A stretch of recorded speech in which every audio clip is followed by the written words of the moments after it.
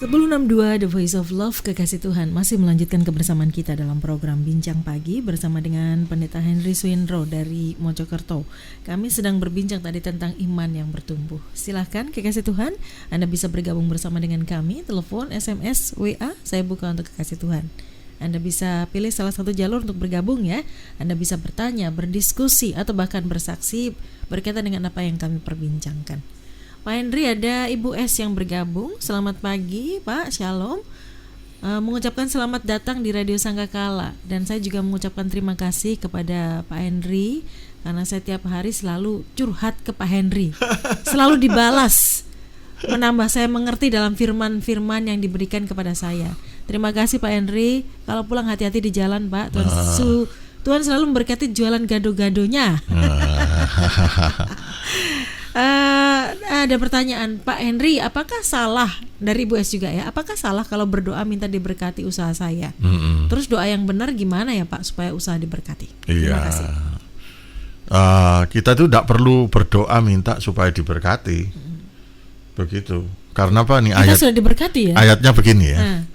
Kan orang kan pengin apa usahanya maju, kepingin usahanya laris, berhasil, itu kan karena apa ada kebutuhan yang harus dipenuhi ya. Gitu.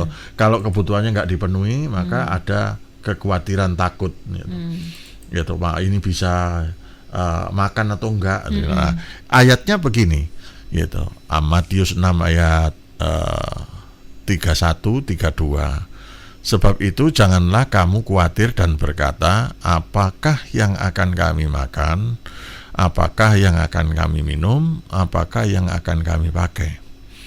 Semua itu dicari bangsa-bangsa yang tidak mengenal Allah. Jadi semua orang dari segala macam suku bangsa yang baik di sini tertulis juga tidak mengenal Allah, semuanya kerjanya seperti itu. Nah, ini yang paling harusnya membuat kita itu sejahtera, sukacita, ya toh. Ayatnya berkata begini, akan tetapi Bapamu yang di surga tahu bahwa kamu memerlukan semuanya itu.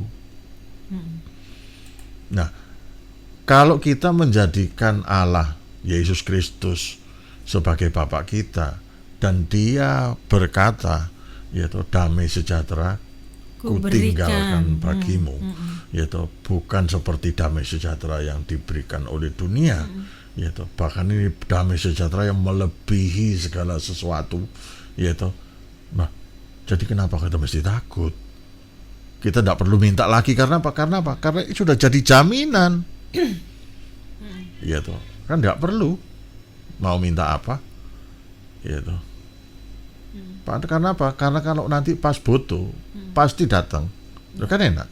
Pas-pasan Mbak ya. Iya. Pas butuh pas ada. Iya, pas selalu ada gitu loh. Ya. Ada lagunya kan selalu ada jalan dan begitu. Nggak ada jalan buntu. Ya toh. Masalahnya banyak orang nggak pengen deg-degan Mbak. Ya sebetulnya deg-degan itu kan cuman karena rasa takutnya itu. Ya. Kalau kita baca di dalam bahasa aslinya, khawatir ini sebetulnya jangan kamu pikir gitu loh. Ojo dipikir gitu. Dijalani aja. Iya. Karena kalau dipikir ya pasti akan ada muncul ketakutan. Ya apalagi sekarang ini orang-orang pada takut semua. Takut corona. Gitu. Mati biasa mati pasti mati kok. Iya. Semua kita loh pasti mati. Loh iya, apa yang ditakuti gitu loh. Loh mati itu ketemu Tuhan Yesus. Loh ya kan enak pulang. Gitu. Kalau memang tugasnya sudah selesai pasti pulang. Iya toh. Caranya bagaimana? Ya, itu bukan urusan kita. Terserah gitu sama yang bikin kita. Iya, begitu. Kalau tugasnya belum selesai, enggak bakal mati. Iya toh. Bahkan tadi kapalnya mau tenggelam, nggak bisa renang juga nggak mati. Nggak mati kok. Belum waktunya. Nggak tenggelam kok. Gitu loh. Masih bisa mendarat dengan aman kok. Itu gitu dia. Ya toh. Sama seperti kisahnya siapa namanya? Yang masuk ke perut ikan itu siapa? Yunus. Yunus. Gitu. Ya, dia sudah aku lempar aja ke laut. Mungkin dia mati nggak bisa gitu renang juga itu Pak. Iya tuh, ben mati dicaplok gitu kan. Selamat tapi ini. Gitu. harus mengerjakan apa yang Tuhan mau, gitu. Dan ketika itu dikerjakan ya kita aman-aman saja kok. Jatahnya kalau memang harus dikerjakan ya, burung mati kok. Iya. Wedi apa? Oke, berikutnya ada pertanyaan dari Ibu Y. Shalom Pak, apakah setiap anak Tuhan yang lahir baru harus mengalami kesalahan itu dan harus menerima harga yang harus dibayar? Seperti dengar firman yang keras, haruskah kita terima walaupun sakit? Nggak mau sakit rupanya. Banyak orang menghindari sakit hari ini, Pak. Painkiller itu laku keras loh, Pak. Iya. Iya tuh. Para apa namanya? Mifenamat berarti ya. Oh, tahu ya mereknya. Dilarang menyebut merek loh. Loh itu kan itu, apa namanya? Bahan kimia itu. Iya toh. Keras atau tidak keras itu kan tergantung kita. Ya toh. Kalau kita merasa tertegur salah, ya toh, oh rasanya kok keras. Tapi kalau yang sebetulnya keras tapi kita ini dalam kondisi yang nyaman-nyaman saja, ya enggak jadi keras. Jadi keras ini kan relatif. Begitu. Ya bagi pertumbuhan kita tentunya, yaitu seperti yang dikatakan oleh firman, kita lahir baru sebagai bayi rohani, katakanlah begitu. Yaitu masih perlu susu. Gitu. Tapi ayat firman Tuhan itu tidak berhenti di situ. Nanti akan menjadi semakin dewasa dan mampu menerima makanan keras. Begitu. Kalau ada teguran-teguran Tuhan yang tertentu, bagi saya juga ada, bukan tidak ada. Begitu. Dan itu juga bisa saja saya anggap keras, tapi bisa saja saya anggap sebagai sesuatu yang menggembirakan. Karena apa? Saya masih ditegur gitu loh. Berarti masih anaknya. Iya gitu loh. Kalau Anda melakukan hal yang salah terus dibiarkan itu saja Anda nih, harus tanda tanya besar. Anak umbar-umbaran gitu kan, gitu kan. Anak esopo. Nah, iya. Ya, jadi tetap harus dilakukan. Ya? Iya. Oke. Melakukan firman itu tadi seperti kami perbincangkan itu mengiris daging kita. Ya, sakit itu. Ya tergantung lah. Tergantung apa Pak? Tergantung centelan. Ya di mana kita bergantung kan begitu loh. Ya. Kalau kita bergantung kepada kekuatan Tuhan dan kita sadari bahwa memang kita tidak punya kemampuan untuk itu, maka biarkan kasih Tuhan yang ada di dalam kita itu, ya toh, dan kekuatannya yang ada di dalam kita itu mengerjakan hidup kita. Maka kita akan, oh iya, aku gak sanggup tetapi karena ada Tuhan. Karena Paulus berkata, bukan aku tetapi Kristus yang ada di dalamku. Karena apa? Tidak ada satupun orang yang punya kemampuan untuk melakukan ini. Gak ada. Justru itulah kita perlu ada Yesus. Gitu. Ada Roh Kudus yang Dia utus untuk tinggal di dalam kita, supaya kita dimampukan di dalam segala sesuatu. Nah, pada kenyataannya kan orang-orang ini pada sukanya tuh menawar begitu loh. Apa nggak boleh sih begini? Gitu. Itu masalah. Iya. Firman Tuhan nggak boleh ditawar ya. Kecuali Anda di pasar boleh nawar. Iya. Oke, berikutnya ada Ibu Hermin yang bergabung.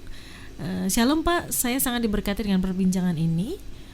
Mohon saran, saya ini lagi goncang Pak, karena adik-adik saya menjual milik saya, padahal anaknya saya sekolahkan. Saya harus bagaimana ya Pak? Ya, mengucap syukur. Karena apa? Menjadi berkat. Begitu. Tidak perlu menggerutu, relakan saja, ya toh. Doakan berkat untuk mereka, ya toh, supaya disadarkan oleh Tuhan. Cuman ya dari sisi kita sebagai manusia, kita harus juga mendidik. Artinya ajak bicara begitu. Bukan untuk melampiaskan kemarahan, bukan, tetapi untuk memberitahu bahwa apa yang dikerjakan itu sesuai dengan firman Tuhan atau belum. Kalau belum, harus ada perbaikan-perbaikan. Nah, kenapa kok sampai sebagai orang tua tidak mampu menyekolahkan anak-anaknya, sehingga harus ibu siapa tadi, Helmi? Ibu Hermin ya, harus Ibu Hermin yang keluarkan biaya. Nah, tentunya harus diajari supaya adik-adiknya ini bisa mengalami hidup di dalam berkat. Kalau enggak ya sama saja kita jadi sinterklas terus ya enggak mampu lah. Padahal dalam Alkitab nggak ada yang sinterklas, Iya. Yang ada Tuhan Yesus ya. Iya. Cuman kan sinterklas itu supaya kan seneng aja orang kan gitu loh, dikasih hadiah terus gitu loh. Iya. Jadi harus tetap dididik juga. Iya, ya? harus. Oke. Kadang-kadang itu kan memunculkan konflik nantinya, Pak. Iya, tergantung cara ngomongnya kan. Gitu. Oke. Baik. Ini ada nomor belakang 0753. Oh, minta nomor kontaknya Pak Henry nanti. Boleh, Pak? Boleh ya. Nanti saya japri ya di nomor ini ya. Baik. Berikutnya Pak, ada pertanyaan dari Bapak M di Probolinggo. Pak, mohon dijelaskan, ini jauh dari topik yang kita perbincangkan. Bapak mau menanggapi? Ya, nggak apa-apa. Nggak apa-apa ya. Mohon dijelaskan dan arti tabut perjanjian yang tersebut dalam perjanjian lama dan di mana sekarang tabut tersebut disimpan, Pak. Iya. Ini jadi ngajar akhir zaman jadinya gitu. Tabut perjanjian itu sebuah peti yang disalut dengan emas, dengan tutup emas, di mana tutup emasnya ini dibuat dua kerubim atau malaikat yang berhadapan-hadapan. Di dalam peti ini pada awalnya ada 3 macam benda, ya ada 2 loh batu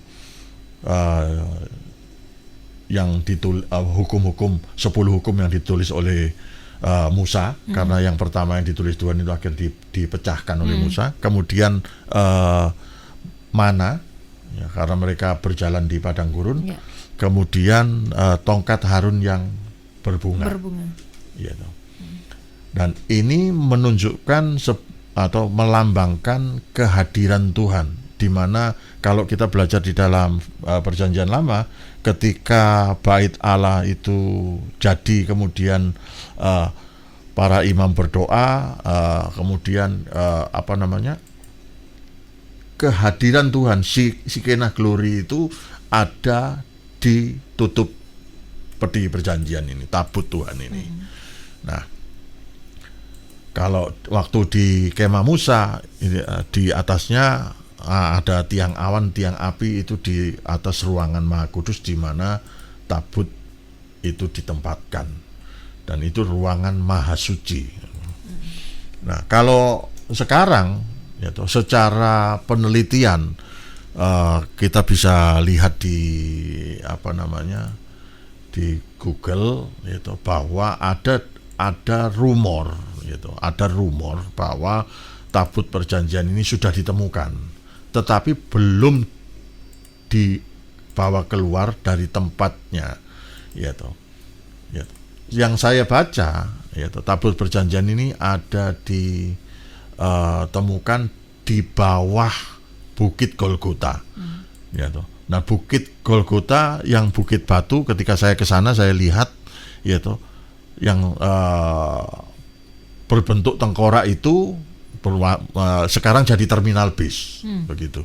Nah, bukit batu itu terkoyak, pecah, dan kalau kita baca di di artikel yang dimuat di internet, kita akan ketemu bahwa itu terjadi supaya apa? Supaya darah Yesus itu secara literal, secara seperti yang tertulis, gitu, itu dipercikkan ke tutup peti perjanjian itu.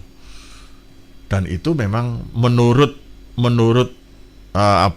banyak artikel memang sudah ditemukan, tetapi memang belum dibawa keluar. Karena apa? Karena kondisi politik di sana, di Israel, dan juga ada persiapan-persiapan tertentu untuk pembangunan Bait Suci ketiga, di mana ada satu organisasi yang sangat radikal untuk mengusahakan pembangunan Bait Suci ketiga ini, itu adalah Temple Institute. Kalau kita kalau Bapak tadi, maaf. Ya, Bapak. Ya, kalau Bapak M, kalau nggak salah ya. Kalau Bapak M suka meneliti coba nanti masuk saja ke situs Temple Institute. Begitu. Nah, nanti di sana Bapak akan menemukan bahwa semua peralatan bait suci itu sudah disiapkan. Kemudian lembu merah untuk pentabisan bait suci itu sudah diternak di sana.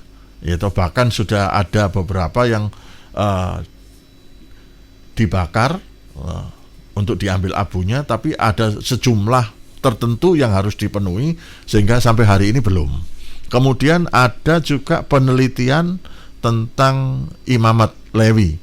Secara DNA sudah ada sekitar 300 kalau nggak salah, dibagi dalam 24 kelompok, sudah berlatih untuk tata cara ibadah bait suci kuno itu. Jadi ada lengkap sebetulnya di sana. Oke, baik. Itu sekilas tentang bait suci. Itu bisa 1 jam sendiri jelasin, Pak. Nah, enggak ya? Nggak bisa berhari-hari. Karena apa? Karena ada banyak banyak ada temuan-temuan, temuan-temuannya macam-macam. Dan begitu. Argumen-argumen ya. Iya. Baik. Pak Henry, bisa disimpulkan dari perbincangan kita pagi hari ini dan silakan tutup dalam doa. Ya, tentunya kita sebagai orang percaya perlu mengalami pertumbuhan iman. Supaya apa? Supaya kita tidak menjadi orang yang gampang takut dengan segala sesuatu. Ya. Karena apa? Karena penyertaan Tuhan akan menjadi semakin nyata. Kita tahu persis bahwa Bapak kita itu menyertai kita. Amin. Dan itu yang akan menjadikan kita menjadi sejahtera. Dan tentunya kalau kita sejahtera, ya, hati kita penuh dengan sukacita, penyakit-penyakit itu jauh pasti. Orang tuh ya. Begitu. Ini contohnya. Ini pilek, batuk pilek aja sudah Gak doyan. Nggak nggak mampir sama saya. Begitu. Iya. Dan ini kan enak gitu. Nanti kalau perkara yang lain itu kalau masalah kematian, nah itu enggak masalah itu, kita ketemu Tuhan kok. Gitu. Oke, ada pertanyaan yang baru muncul, Pak. 4526. Pak, saya domisili di Mojokerto, warkopnya di kawasan mana? Ya nanti japri saja, ini kok ngomong warung di sini. Nanti promo kena cas di luar nanti. Iya. 9616 bergabung. Ya ini yang mesbah sudah hancur dikarenakan suami yang tidak bisa menerima anaknya. Akhir cerita anak kedua dan ketiga telah mengusir ibu dan anak pertama. Apa ya maksudnya ini? Tiba-tiba begini nggak ada pembukaannya? Enggak, mungkin ini masalah keluarga. Ya tuh, gimana tolong dibacakan ulang. Ini yang mesbah sudah hancur dikarenakan suami yang tidak bisa menerima anaknya. Oke. Akhir cerita anak kedua dan ketiga telah mengusir ibu dan anak pertama. Nah, ini kalau bicara mesbah biasanya ada doa keluarga yang dikatakan sebagai mesbah keluarga. Ya. Mesbahnya hancur. Jadi nggak bisa berdoa lagi katanya begitu. Enggak. Iya toh. Ya. Jadi kalau bicara mesbah doa itu hubungan pribadi kita, begitu, dengan Bapak, ngobrol dengan Bapak, tidak perlu terus rombongan, nggak perlu, begitu. Dan nggak bisa nunut juga ya Pak? Nggak bisa, itu, nggak ada itu apa namanya, Swarga nunut, rokok katut, nggak ada, begitu. Jadi ini secara pribadi kita harus intens, berdoa.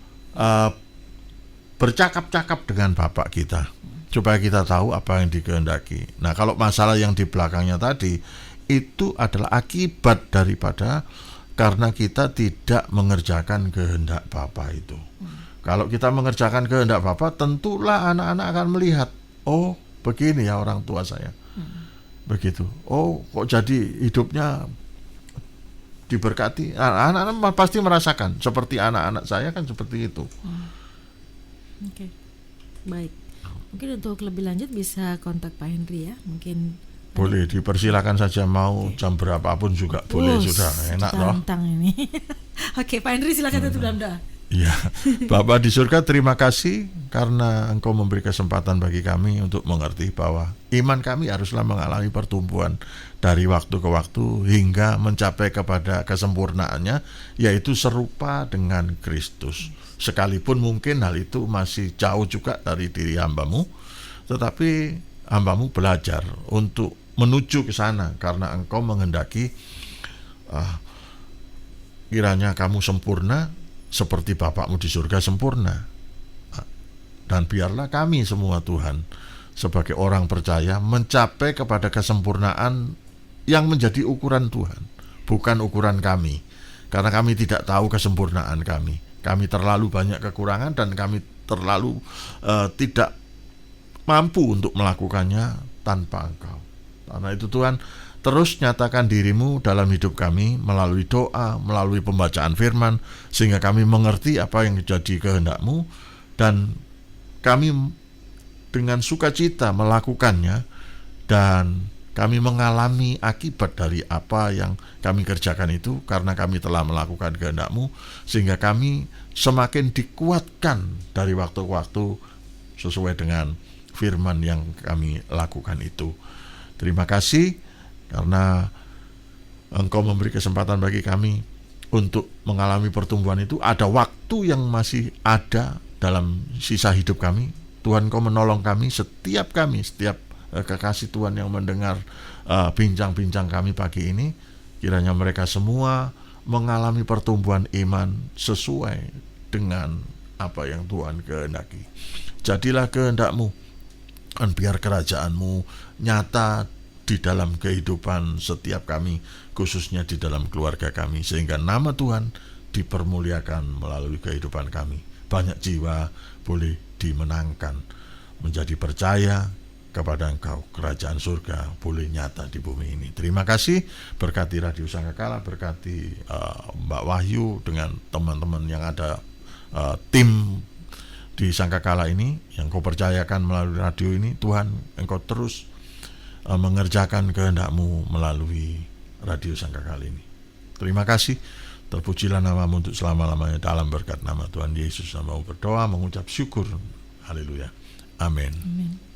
Pak Henry, terima kasih sudah menjadi berkat pagi hari ini. Terima kasih Tuhan juga. berkati, Pak. Terima kasih juga untuk pengawalnya. Oke, kekasih Tuhan, tentu sudah kebersamaan kita dalam program Bincang Pagi. Kekasih Tuhan, dimanapun Anda berada, pastikan iman Anda bertumbuh menuju kepada iman yang sempurna. Diwujudkan lewat apa? Lewat tindakan iman dan tindakan yang melakukan kebenaran firman Tuhan hari lepas hari. Saya Wahyu Widiwati pamit undur. Selamat pagi, selamat beraktivitas. Tuhan Yesus memberkati.